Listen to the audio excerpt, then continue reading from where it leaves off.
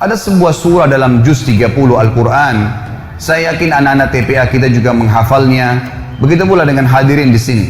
Tetapi banyak sekali kaum muslimin yang tidak mentadabburinya, tidak merenungi kandungan-kandungan makna ayat ini atau ayat-ayat dalam surah ini, sehingga akhirnya mereka terkena dalam ancaman dalam ayat atau dalam surah ini. Surah ini saudaraku diberi nama oleh Allah Subhanahu wa taala dengan surah Al-Humazah. A'udzu billahi minasyaitonir rajim. Bismillahirrahmanirrahim. Wailun likulli humazatin lumazah alladzi jama'a malan wa 'addadah yahsabu anna malahu akhladah kalla layunbadhanna fil hutamah wa ma adraka mal hutamah narullahil muqadatu allati tattali'u 'alal afidah innaha 'alaihim mu'sadah fi 'amadin mumaddadah. Di dalam tafsir sekaligus terjemahan, wailun memiliki banyak makna yang artinya adalah kecelakaan, kehinaan, penyiksaan, kerendahan, segala macam makna yang bisa menyusahkan seseorang bergabung di masalah atau dalam kalimat wail. Seperti misalnya dalam ayat lain, wailun lil mutaffifin, kecelakaan, kehancuran, kebinasaan. Bahkan ulama tafsir mengatakan nama sebuah lembah di api neraka namanya wail. Allah mengatakan wailun likulli. Kata-kata li ini berarti untuk, dan kullu berarti semuanya. Dan kalau bergabung antara li dengan kullu berarti tidak ada pengecualian. Allah mengatakan wailun likulli, kecelakaan, kehancuran, kebinasaan, siksaan, lembah di api neraka untuk semua, tidak terkecuali. Siapakah yang Allah ancam saudaraku?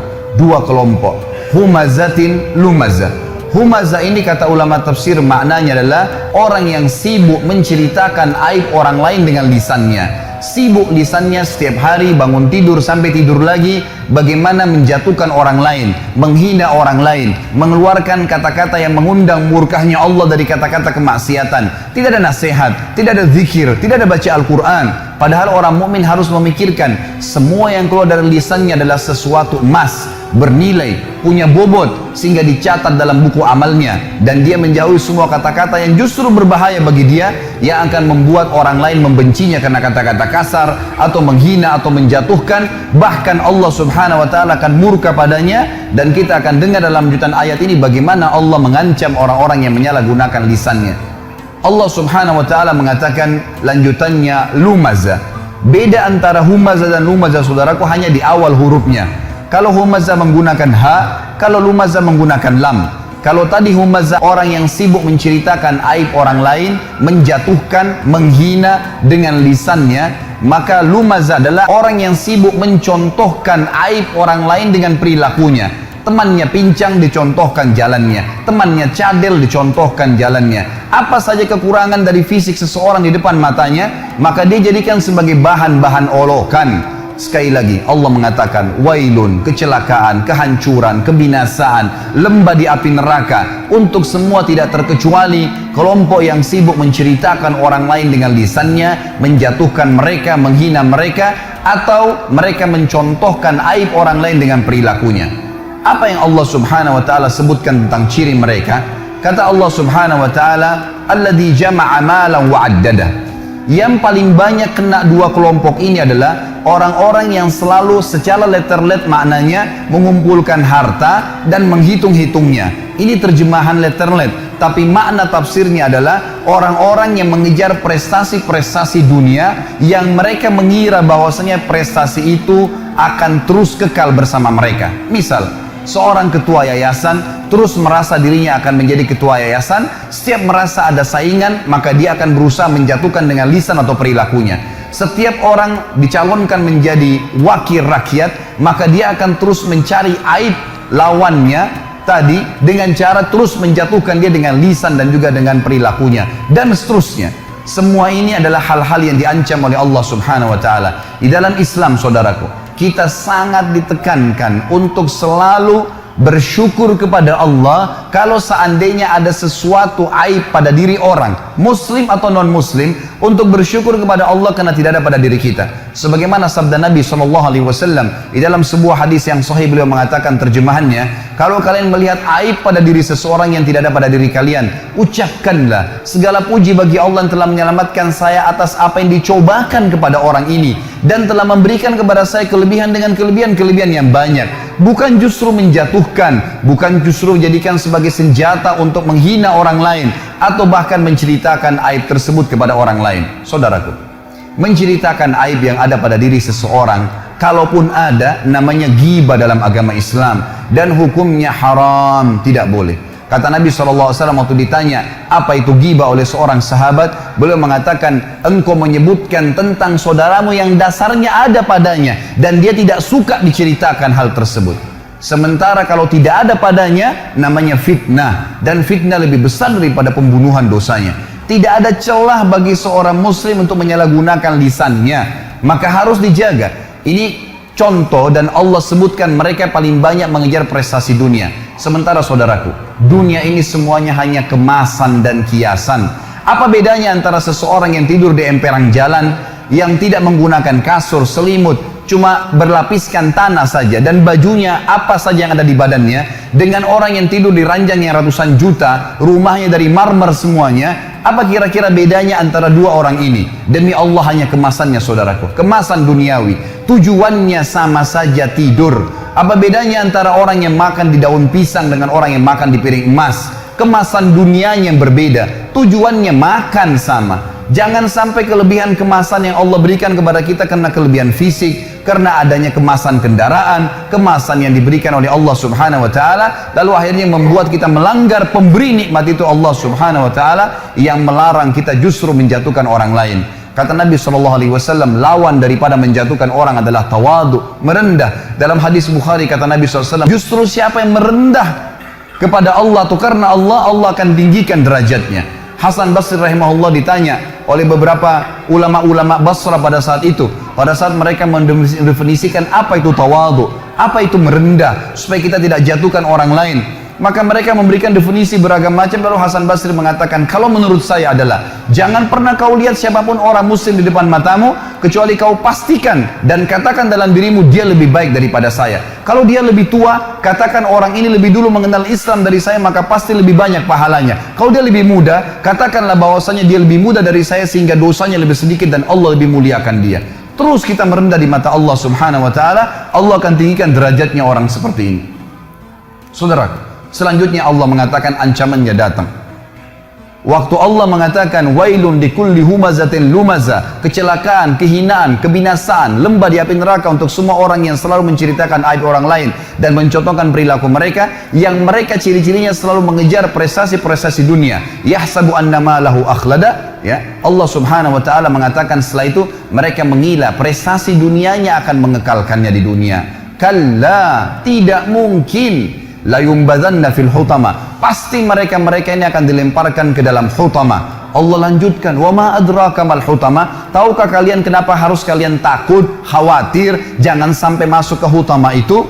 Narullahil muqada, apinya Allah yang muqada. Kata para ulama tafsir, muqada maknanya adalah mushtailah, yang berkobar-kobar. Teman-teman sekalian, renungi makna ini. Kalau seseorang di antara kita mengambil korek gas yang biasa dipakai bakar oleh teman-teman kita mungkin yang masih merokok, kalau dia bakar jarinya 10 detik saja, jari dibakar dengan api yang kecil sudah memar kalau 10 detik. Kalau 1 menit teman-teman sekalian sudah cukup untuk membuat matang tangan itu dan perlu operasi untuk diperbaikin. Bagaimana dengan api yang berkobar-kobar? Banyak orang tidak merenungi masalah ini, tidak memikirkan api yang berkobar teman-teman sekalian luar biasa. Kalau membakar maka akan menghanguskan tubuh seseorang. Allah mengatakan narullahil muqada, apinya Allah yang berkobar-kobar. Cukup sampai situ?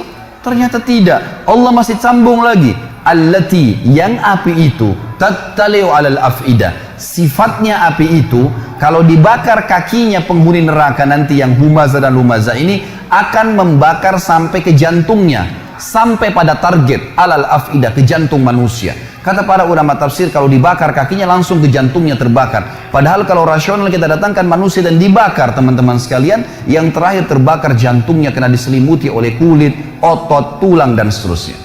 Cukup sampai situ? Tidak lagi. Allah masih sebutkan agar orang betul-betul meninggalkan perbuatan buruk ini. Setelah dikatakan allati tattalu alal afida, innaha, sesungguhnya api itu alaihim muqsadah, terhadap mereka melengket atau melekat. Kalau ada api teman-teman sekalian, kita dilemparkan, disemprotkan api, lalu api itu tertarik kembali, kita rasakan panasnya tapi cuma sebentar. Tetapi kalau tubuh kita diberikan bensin, lalu disemprotkan api sehingga api itu melekat di tubuh kita, maka akan terus terasa panasnya. Per detiknya terasa panas.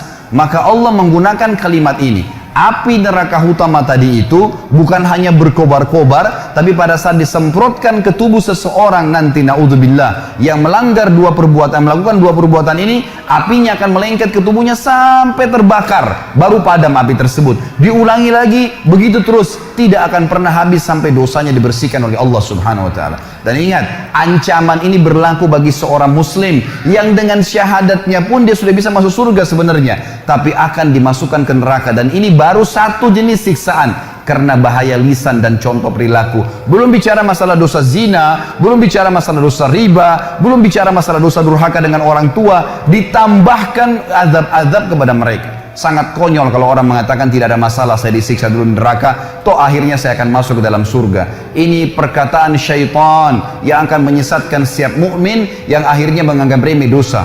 Subhanallah, Allah mengatakan sungguhnya api itu sampai ke dalam jantung manusia dan api itu melengket pada mereka. Inna alaihim muqsadah. Tidak cukup sampai situ teman-teman sekalian. Allah menutup surah ini dengan kalimat, kata ulama, yang luar biasa. Kalimat ini menandakan siksaan yang luar biasa, tidak bisa dibayangkan.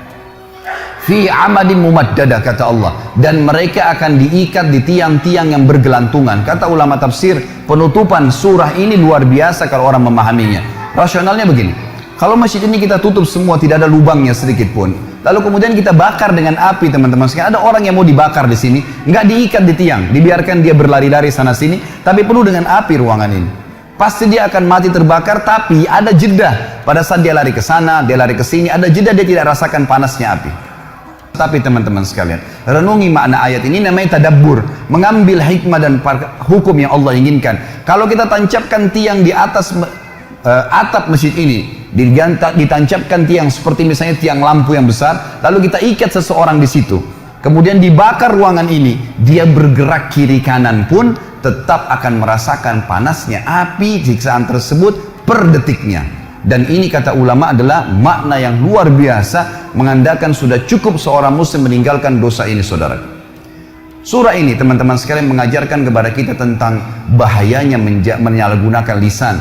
Dan dari sisi lain, lisan dalam agama kalau dipergunakan dengan kebaikan, maka akan baik.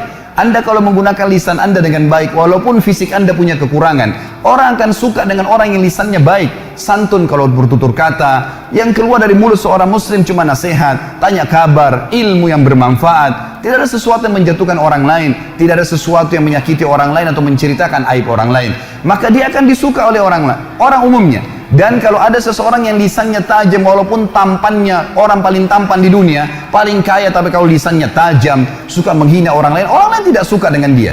Itu secara kehidupan manusia. Juga di sisi Tuhan kita Allah Subhanahu wa taala, Allah sangat murka dengan orang yang menyalahgunakan lisannya. Surah ini teman-teman sekalian mengajarkan kepada kita tentang harusnya seorang muslim menjaga lisannya.